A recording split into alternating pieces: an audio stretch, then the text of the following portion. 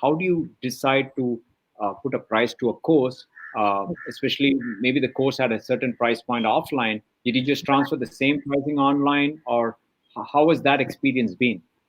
So Because most people ask transferring me the that question about how do you figure out, what is the right price point. Right. So pricing is tricky because the same things don't work like they worked offline.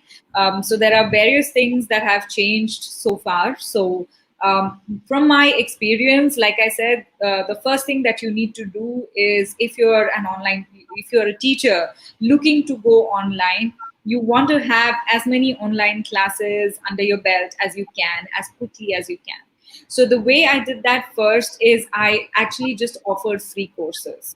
So this was like an initial period, just when just when the lockdown happened and everyone was at home, and they had to find ways to keep their kids busy. But obviously, for an hour and a half in a day, if you're going to charge, what you normally charge for offline, that's not really going to work out.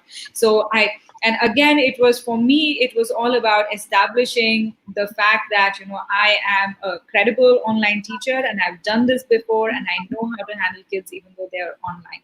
And that is something you have to kind of prove all over again, even though you're like, you've done this for maybe 10 years, 15 years offline, you're a pro at handling kids. But online being a totally different ball game, that was the first challenge that I wanted to solve. And so I spoke to all of my current students, the parents, and each one of them actually had different set of challenges that we kind of had to work around. And so long story short, I started with a few free classes, and then I started charging for the classes after that.